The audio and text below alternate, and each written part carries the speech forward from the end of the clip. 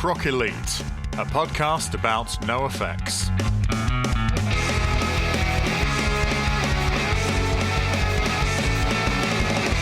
Here we are back again on the Punk Rock Elite podcast. I'm Eddie French and I'm here with... Red Redmond, that is me. That's you, isn't it? Yes, good. How are you doing, Red? I'm very well, thank you. How are you, mate? I'm all right, thank you. Yeah, looking forward to today's episode. I think it's going to be an interesting one. Absolutely. I'm really excited to talk to someone who works for a grassroots independent music venue in the UK that has particular ties to the punk rock scene.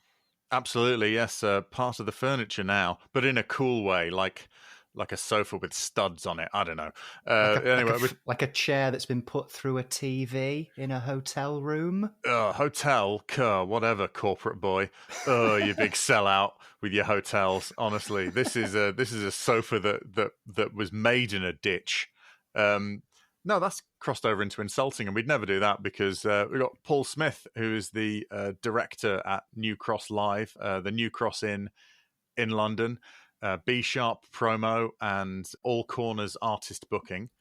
And not to be confused with the lead singer of Maximo Park. They are different people. Yep, not to be confused with the T-shirt guy. Or that comedian from Liverpool, what does arenas.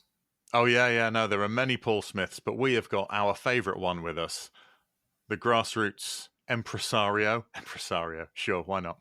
I've said it now. Lovely chat. We are recording this intro after we've had the discussion. I'm just breaking the tenses here all over the place, but lovely, really good. Lots of interesting stuff to say, and a couple of firsts for the podcast as well. Absolutely. Let's get to it. Let's get straight to it. And as promised, we're here right now. Red and I are joined by Paul Smith, director of the New Cross Inn. Hello, Paul. Hiya, how you doing? Good. Thank you so much for being here. Really appreciate it. Yeah, the pleasure is mine. Oh, that's it. For those of us not familiar, just give us a little sort of potted history of yourself and your place within the music scene, please. I'll try and keep it nice and short. But I started putting on gigs out of boredom in 2005, found a home at New Cross Inn in South London, and from 2016 went full-time there, and running the diary out of that.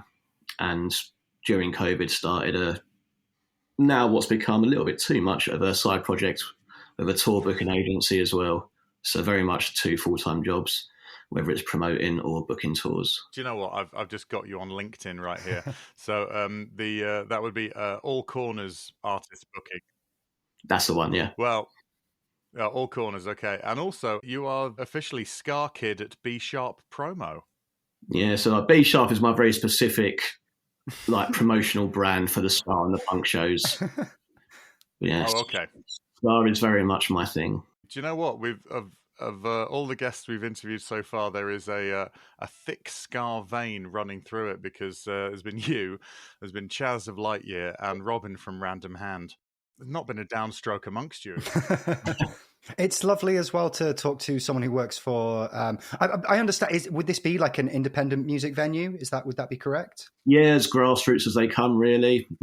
Independently owned. No, not even as much as a brewery tie. That's fantastic. I mean, I'm lucky enough to work for the Lead Mill here in Sheffield, where I sort of run all of their comedy promotion, and I became a full-time promoter a similar time to you. So how's the last few years been as the promoter of an independent venue? How was lockdown, dare I ask? I mean, it was rough. But Music Venues Trust saved everything, really. So we would have been in a right mess without them making sure that the grassroots got their grants and could keep the lights on. Absolutely. Keep the venue. Our head booker at the time has since moved on to work for Music Venues Trust. And I know how instrumental they were in kind of keeping music venues informed throughout the lockdown with the various guideline changes. A guideline would come out and then there'd be like a 48-hour period where we, the venues, had to work out what those guidelines even meant. Not the fondest of memories, Absolutely. but yeah, I mean, exactly that. The second it was allowed, we started doing socially distanced seated events, etc., etc. Like, as soon as it was allowed, we were ready to go. That's amazing. And how big's your team there down at the New Cross Inn? So we've got 4 full-time promoters, including myself, and then we've got 2 people on the admin side of things that also promote a little bit, but their main role with us is doing too much paperwork for me, which they hate me for. That's fantastic. So the tour booking thing, that came about from the time not doing what you would rather have been doing in lockdown. Is that exactly that? Like one of our former promoters, we'd spoken about it before, because like, bands are forever asking us if we have any recommendations for decent agents to help them out. And then in the period between everything was cancelled and there was literally nothing to do, we was like, let's use this time to set something up. And it started with 8 bands, and now we've got 40 something on our books. It's gone a bit crazy. Yes, I had a look at a list of them earlier. Also, Faintest Idea, I recognised, I remember the name of, and We Are the Union.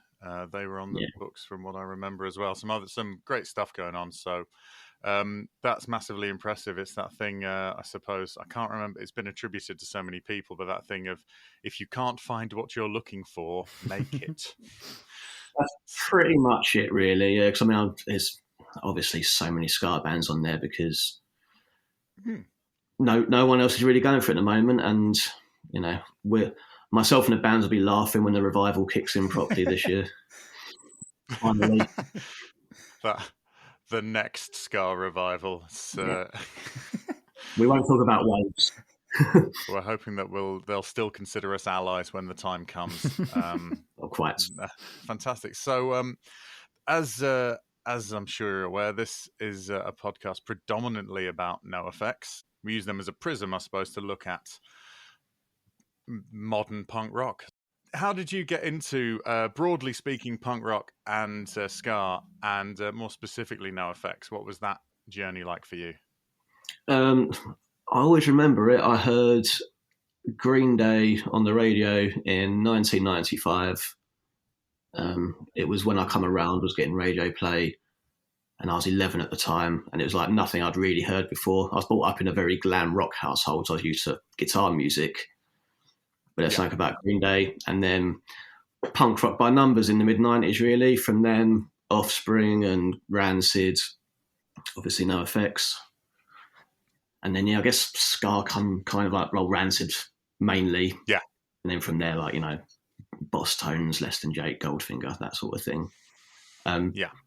In a pre-internet era, for want of a better term, you know, it's all word of mouth, exchanging mixtapes with friends. I've just found this CD in some shop. It was all very nice and wholesome and organic back then. Yes. It was that kind of thing, the compilations and stuff like that, you know, that's and so then that's just been the furrow that you've ploughed ever since. Yeah, I mean, there's been music come and go, but nothing stuck with me like, punk rock, broadly speaking. Yeah. Amazing. Do you remember when you first heard NOFX? I do. It was a mixtape, like an actual cassette, you know, because it was the style at the time. As was the fashion of the age. Yeah, I think it was like potentially even my first girlfriend, I think it might have been, where she used her older brother's CD collection to impress me. And I think Leave It Alone was on that, which isn't my favourite, not my favourite NOFX song. But then from that, I think she made me a tape of that Drublick one side and So Long and Thanks for All the Shoes on the other side, and that was that. So Long is the one that really, really grabbed me as well. But that's a great double hitter of albums. I'm skipping over Heavy Petting Zoo, which can be a bit confusing the first time you listen to it, without a sort of a broader context. But okay, I didn't know that album was even out. I just thought it went from Drublick into Shoes. Yeah. Yeah, I think for a while they were hoping. I mean, I've noticed that on none of the final 40 live dates, none of them are they playing Heavy Petting Zoo in its entirety, whereas they're doing pretty much everything else. So maybe they're not so faffed. But let's. We've got a list of questions that we ask all of our guests. I'm going to ask them to you. We know that "Leave It Alone" is not your favorite, but do you have a favorite NoFX song? It does change as that body of work, but "Dinosaurs Will Die" has to be right up there. Just because I remember where I was when I heard it, and it just blew my face off. Because it was a different sound to their previous stuff. It was a little bit more polished, I think, like better production. I wasn't expecting that song to be as good as that, really. And no, it does stand out. Well. That's a good age. Yes, absolutely. It also feels like a sort of a proper song, if you know what I mean. Yeah. It's not sort of like hardcore riff, little pause where one instrument does a thing for a couple of bars and then back in, and then rat, rat, rat, rat, rat, rat, rat, and then, nearly a chorus. It's sort of one of those proper big songs, isn't it? It's just very good. Between that and Separation of Church and Skate, it'd probably be my favourite too, just because there's much good punk songs. Yeah, absolutely. That's interesting that neither of those favourites of yours involve any ska at all. Well, no, I mean, I don't consider them a ska band so much, really. Although they've got the trumpet and the occasional proper ska punk song, I don't listen to them for the ska. But do you enjoy them when they do ska? Oh yeah, definitely do. Okay. We were just wondering, because we were again, we asked Robin of Lightyear about that as well, sort of saying, is it because sometimes, certainly in their earlier records, when they're maybe not quite the musicians they are today, sometimes the ska bits can sound almost as if they're taking the piss out of that thing, because you don't know whether they're playing sarcastically or just badly. You know what I mean? So it's difficult that way. But that's it, because I think Robin was talking about All Out Angst from Shoes, which is just a cracking little bit. And you could have found that, maybe with different lyrics, but you could find that on any contemporary ska album at the time, I think, and it would be it would hold up. Yeah, exactly. Amazing. So have you I take it you've not been able to work with NoFX in your capacity, in your profession, because they're way beyond that size of a venue? Exactly that. Like, I do tons of stuff with their booking agency, but that never comes. I've not even asked, because they know that I know better. It's like NoFX have never really been one to do tiny little shows so much. In terms of UK dates in general, like I know they've done a couple Academy dates in the past, but even then, I don't think it's been as a part of a wider tour. I think they're usually over to do a couple festival dates, and then they'll do, one or two larger shows in the UK.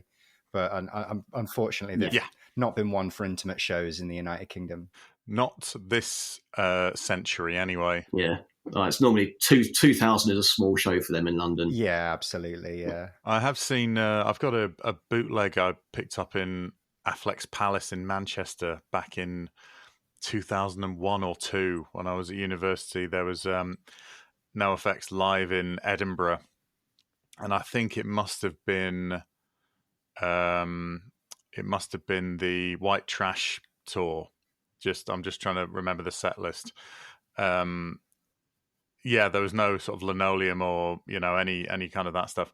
And it was a very, very small venue. The audience was able to get up on the stage with them. The stage was sort of, less than a foot off the ground. It was one of those kind of places. And or something like that, maybe.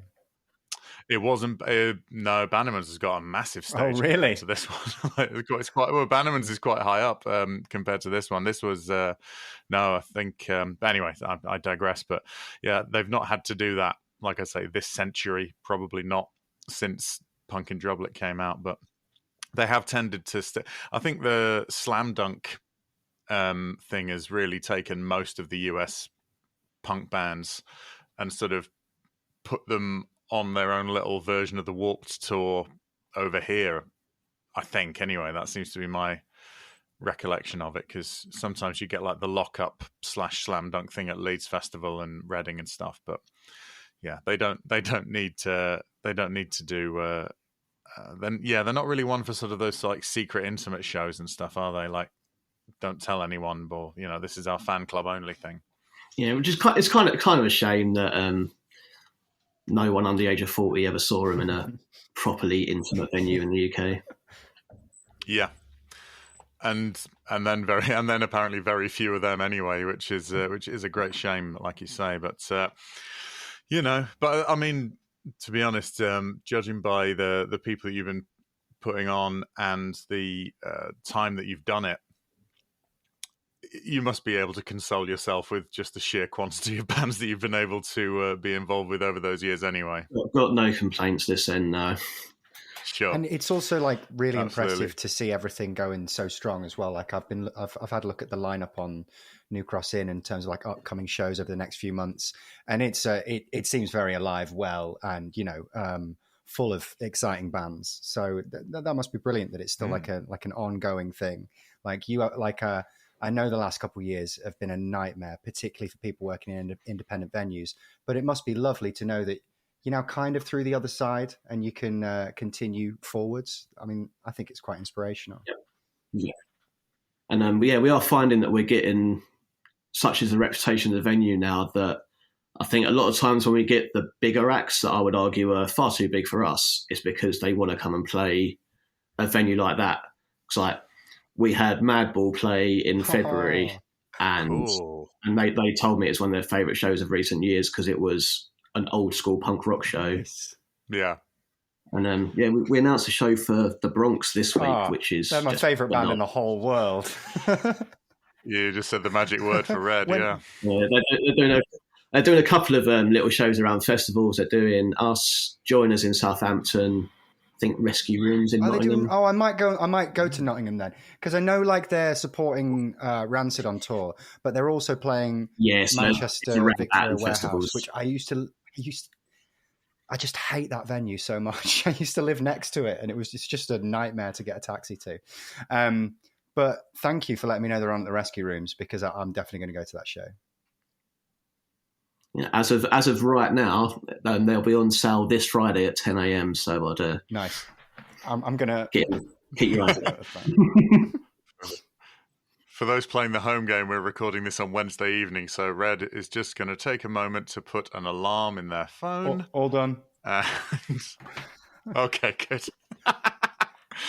Oh, it's the inside scoop you get on this. This will be out in roughly 2 weeks, by the way. Yeah, no, so, never mind. No, but that's super exciting. I know it is that thing, isn't it, where a lot of bands who are sort of doing well enough to be playing larger venues, they've got the fan base that requires an O2 or some kind of venue like that. And then they're in the brilliant position of being nostalgic for the smaller, intimate rooms that they probably at the time couldn't wait to get out of, and have a bit more sort of, from a stability perspective, not a snobby perspective, but just from a sort of, we'd really love to be able to make this an actual viable living, and playing somewhere like a bigger venue would be evidence that you are that. So yeah, it is it's lovely. That's a great Madball on the that's fantastic. Hello everyone, Eddie here. Red and I hope you're enjoying our show. If you have been and would like to help us make it a little more easily, then you can donate to us at our Ko-fi page, which is ko-fi.com/punkrockelite, or you can look in the show notes for our link tree. If you can't help us financially, we totally understand, but would love it if you spread the word to other people who would like this podcast. We thank you for your continued support. We massively appreciate it. Back to the show. Have you ever had someone who you sort of booked in and you thought, boy, I hope this lot make it, and then they ended up just being stratospherically popular? Oh, I don't think anyone has gone proper stratospheric. Because someone that now works with us, he put on a very early London show for the Menzingers. who are now above and beyond big. Yeah. I mean, there's bands that started out as like getting paid £30 on a beer each to open a show that are now able to sell us out in their own right over the course of it took 6-7 years to get there. That's amazing. Yeah, that's always lovely, isn't it? Yeah, we see Red and I are both stand-ups, and we see, you do sort of, and we've both run shows. You run shows now. I've put a few on occasionally, and sometimes you do think, oh yeah, that person I gave £15 expenses to do 10 minutes in the middle. Oh, look at them on the TV. That's good. No, happy for him. Honestly, no, but you know what I mean. It is genuinely nice to see that with you see that sort of progression go on. That's great. We're going to go back to the list here. Do you have a favorite NoFX album? not really. I mean, Punk in Drublic is obvious for a reason. So, it'd be remiss of me not to mention it. But maybe Pump Up the Volume, just because it's the first album I bought on release day. And I was super excited on the build up to it. It's like new NoFX album. And I got that the day it came out. And yeah, a vital album in like when I was 16, 17 maybe. Pump Up the Volume is really, really great. It's Pharmacist's Daughter doesn't get the love it should do. That should have been a single. Oh yeah, it's good, that one. No, like you say, I forget. I was listening to that while I was doing some work the other day, and I forgot how it really is a fantastic bit of work, and it's sort of quite cohesive as well. It doesn't feel like a sort of collection of the songs that were written most recently. Yeah, there's a real White Trash is really good, but it's really so many different things going on that album without any sort of through line. Not that it has to be, it can just be a collection of your latest songs, but I think that as an actual album, as a thing to listen to in one go, it really does hold up as something really quite great. Yeah, I think that's a kind of the era where I think they started caring a little bit more about track listings, because some of the early albums seem a little bit like, we'll just put them there, that'll work. Oh, we better put the jokiest song at the end. That'll do. Yeah. We'll it's always like, there's your pudding. You've had all your punk rock vegetables. Apparently, there's at least one more studio album coming out from NoFX after they finish this big tour. I wouldn't be surprised if there's many albums coming out and they just don't play them live anymore. I think that's my understanding, is that they're going to continue to be a studio band or record studio albums. I wouldn't be surprised. Maybe I'm completely wrong and I've gone a bit insane, but I think they might do what Taylor Swift's doing. And I think they might re-record some of their albums. I mean, it wouldn't make as much sense for them because I understand they do actually own their original work. So maybe it wouldn't make any sense really. But I could see them I don't know, I'd find it really interesting if they re-recorded something like Liberal Animation as the band they are today. I'd find that really, really interesting. They may well do that, and it would be artistic rather than financial. I know they did... they released Ribbed as a Live in a Dive. Out of all the albums, they went for Ribbed for that live album. But I think it's possibly because of, wanting to make a good version of it. It's not one that springs to mind where I go, oh, if you like NoFX, here you go, try this one. It looks like a Johnny. That's a bit of a NoFX move, isn't it? To do the sort of slightly more questionable thing or the weirder thing than whatever you're going to expect. Yeah, not dissimilar from the orchestra decline thing. Oh, well, that's wonderful. I love that. So maybe they're going to do just all of their albums again, but like S&M Metallica style. Yeah. I recall that the original one that just Baz did was done in one take because he didn't have the budget to afford the musicians for so long. So they just did it. Like, here's the sheet music, go. You got 20 minutes. Wow. Yeah. How long's the song? It's 19 minutes, right? Well, we've got 20 minutes, so say hello to the person next to you. and rosin up your bow. We're starting. It's such an achievement that I almost forgot about that. We'll have to go through all of the Decline versions in an episode, Red. There's some homework for you. Paul, director of New Cross Inn, do you have a favourite NoFX lyric? So I thought about this, and the answer is not particularly. Okay. I am notoriously terrible at listening to lyrics by anyone. As any good punk rock fan. Yeah, and especially of NoFX, because there's so many references I don't get because, well, no one does because they're literally directed at an individual person from San Francisco in 1987. Yeah, that is true. Yeah. What does these collection of words mean? But yeah. To be fair, the older I get, the more sentimental I get. So it's like "I'm So Sorry, Tony" off of First Ditch Effort. Oh, yeah, that's totally. Yeah. And the line about it being weird to take photos of your best friend is like, yep, that's something that particularly me and my almost always male friends never do. Is it's like, oh, we should get a photo. Yeah. I've been actively getting photos with my friends since I heard that, and I thought, oh, geez. But yeah, "I'm So Sorry, Tony" is a very, very moving and effective piece of work from the same guy who wrote "My Vagina." Yeah, and drugs are good. Yeah. And drugs are good. Yeah, what a cracking choice. It's nice. It's also nice to hear someone who's not too hung up on the oldies. Because, I think First Ditch Effort is up there with their best work, personally. Highly underrated album. Mm-hmm. Do you have a favourite memory of NoFX? Be it watching them or just something where they were sort of a part of it? I guess it'll just be live shows, often at festivals more. Because it seemed more what they did at festivals was more unexpected than a normal club show, for example. You just didn't know what you was going to get at any point. And there's one year at Boomtown Fair where they just came out and just started berating the crowd for all being hippies.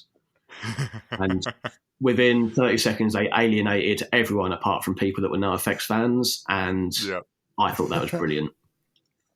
Thousands of people just come out and were like, oh, we hate you all. I'm pretty sure that one of my best friends in the world who knows of NoFX, understands them, isn't really that into that kind of punk rock. And his wife, who had never heard of them and had no clue what was going on, were watching them, and he was laughing, and she was going, "What? Why are you finding this funny?" He goes, "Oh, no, Ed was telling me that they do this all the time. This is their thing." I was like, "Well, why do they do that?" He goes, "Because it's funny to them." Also, the singer might have a drug problem. We don't know whether it's a problem or not, so we're going to just go with think it's funny. That'll do. Mike has said about how he finds a certain level of hostility kind of appealing because it makes it a bit more exciting and a bit more like... He seems to be quite fixated on what it was like being a punk in the 80s in Los Angeles. Yeah. Which seemed to be dangerous and unpleasant, if the book's anything to go by. And humorless back then as well. Yes, quite po-faced. Oh, this is a question that a lot of people find to be a bit of a head-scratcher. So what do you think, Paul, of New Cross Inn is a good, or maybe even the best way to introduce NoFX to someone who isn't a fan of theirs or isn't aware of them or what have you? Probably go for the what is the song? The pop song from Errorism. Which name? Oh, Franco on American. Franco on American. Probably start with, here's a song that's accessible musically. And then I'd, depending if they were a reader or a watcher, I'd either go watch Backstage Passport or read Hepatitis Bathtub, mm-hmm. and then listen to the music from there. Well, that was the exact answer that I gave to this question when I got asked it. Because there's something about Franco-American in the, as Paul said, it's an accessible song. It's one of their more poppy songs. But I also think culturally it gives them a context. If you're old enough to remember the Bush administration, I think you can kind of place NOFX historically. So I think it's a great answer. We could play someone Six Pack Girls or Cops and Donuts, but I think yeah, it might have introducing them to anyone. Yeah, Truck Stop Blues is not gonna make it. Well, to be honest, if they got super into that, then I think a lot of the rest of their stuff would be grossly disappointing. We've only got a couple of questions left. What do you think NOFX's legacy is? Independence, above all, in my opinion. It being so DIY for so long and everything on their own terms is admirable. Absolutely. I don't think it can be overstated either, because it just has been the whole way through. Yeah, like in terms of if punk is doing what you want when you want, they're the ultimate. Yeah, absolutely. And they've been shrewd enough to make that work for themselves so that they continue to do it. I mean, there's really nothing more needs to be said there. I don't know why I carried on for so long. We've got one final question to ask, and people sometimes find this the hardest. So, Paul, who's your favourite member of NOFX? So it's only been recent years that this is it's never going to change, and it's all because of the book. It'll be Eric Sandin. Interesting. Oh, I love it. I love it. Purely because went from the worst person to what seems to be like one of the nicest people in the world now. Yeah, absolute little scumbag to absolute diamond. Yeah, the book is really, really enlightening. I think it's a really interesting book for even if you never listen to a NOFX record, just hearing these four people and how their lives have become, it's wild. Who was it up until the book? I mean, I always liked Melvin because of his accordion solos when he used to do the shows, and I just like the way he was on stage. Really, I mean, I like them all. Like Hefe's hilarious and Fat Mike's Eddie, correct me if I'm wrong. Have all previous guests said the same answer? Everyone has said the same answer up until today. Yep, that's interesting, isn't it? It is. Yep. Everyone else, which is Red, myself, Chaz from Lightyear, and Robin from Random Hand. Every single one of us is a Melvin. Sorry, I'm making us sound like we're doing Sex in the City, but with NOFX. It's like I'm completely a Melvin. Oh, honestly. Oh wow. If there's not a BuzzFeed quiz, which NOFX are you? We should make one. The guy who produced Punk in Drublic described Sandin as having the best right foot in the business. He said no other drummer can compete with his kick pedal work. Yeah, I mean, and the fact that he does it with one foot as well. Yes. Yeah. He does not need a double foot. No, he doesn't. No, absolutely. And the stuff he does is just wild. You've got a lot of love for the hepatitis bathtub book, I can see. And yeah, no, I just wasn't expecting it. But when I read it, I was like, are you kidding me? So I knew some of the stuff, but then some of the really dark stuff, I was like, this is going to be a ride. There's some really harrowing stuff in there, particularly in the sort of the 80s scene, and like really interesting stuff about all the different like gangs and stuff in the punk scene and stuff like that. It's like, Suicidal Tendencies, whilst remembered mainly as a band, was mainly a gang. Only the four members of the band who are actually the band. The rest of them were an actual, legitimate street gang. And it's just wild that was a thing. For the audience at home, for people listening, what's the best way to support like grassroots and independent venues now in 2023, would you say? I mean, speaking from a position of privilege, aka I work in music, it's easy to go to as many gigs as I can possibly get to. But it is like, I'm not so naive that I think people just go and check out any old live gig going on. But there's bands influenced by everyone's favourite bands playing independent places week in, week out. So go find a punk show or an indie show, festival bag, and things like that. Go to the gigs, buy drinks. It's literally that simple, really.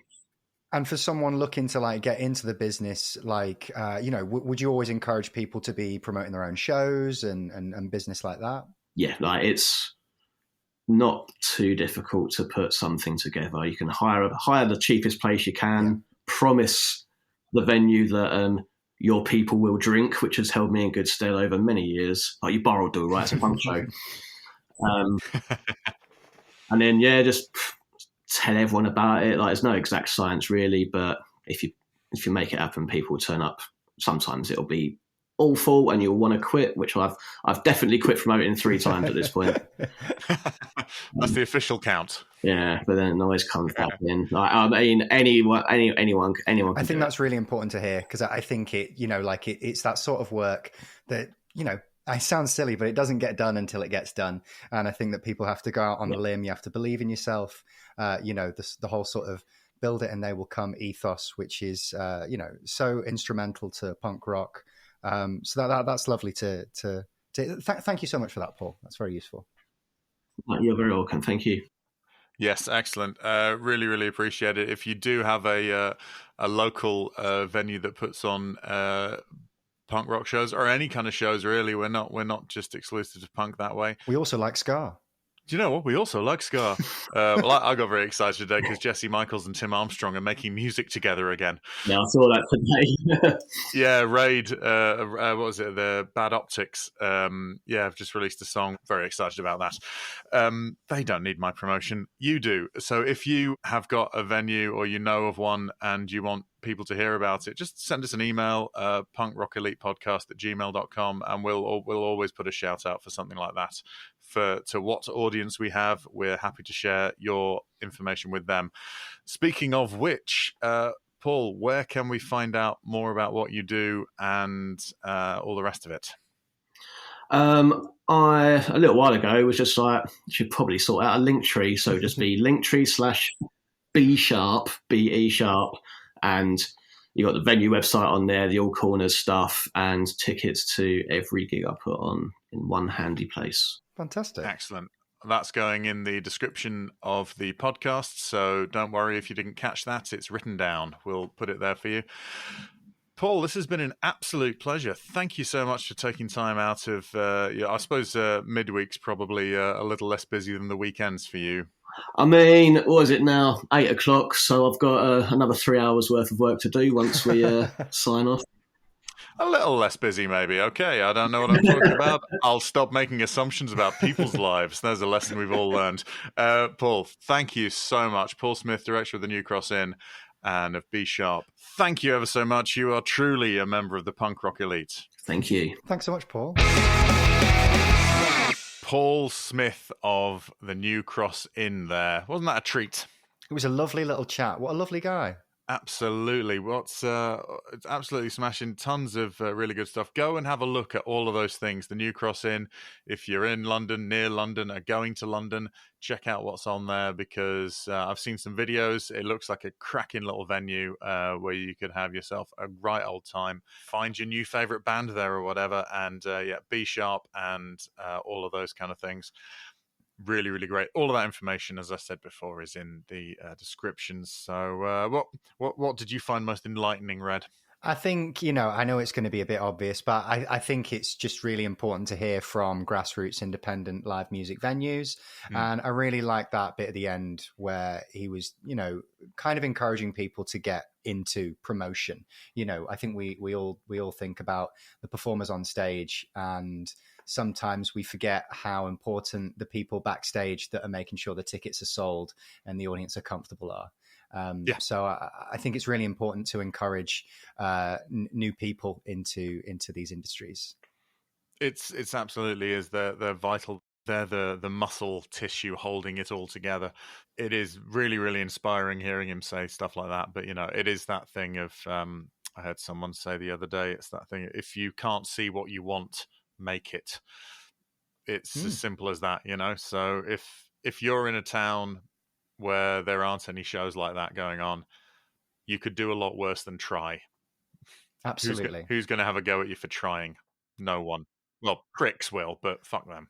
I know plenty of promoters that work for, big venues now, booking big bands, and they all started the same. They all started booking tiny bands above a pub when they were 15 or whatever. Yeah. It's really important to give it a go if that's something that you'd want to give a go. Absolutely. And in 40 years' time, there'll be some people doing a podcast that is probably beamed directly into your brain, and it will have been you that put them on. It's you what did that. It was you that did that. But as long as people are still getting some sort of pleasure from culture and art at that time, in whatever dreaded future I can imagine, it won't be too bad. So be the change you want to see in our inevitable dystopia. Oh, good. Oh, I'm tired. Do send us an email at punkrockelitepodcast@gmail.com. Follow us on Insta. Subscribe if you haven't already. Share us with a friend. Share us with 2 friends if you're so popular. And we will be back with you next week. Thank you, Red. Thank you, Eddie. Yay! Thank you for listening to Punk Rock Elite. It was a Pick Scraped and Fruitcake co-production by Eddie French and Red Redmond. If you're not following us on Instagram or subscribed to the podcast, please do. The main theme and production was done by Eddie French. Please contact us at punkrockelitepodcast@gmail.com. Thank you.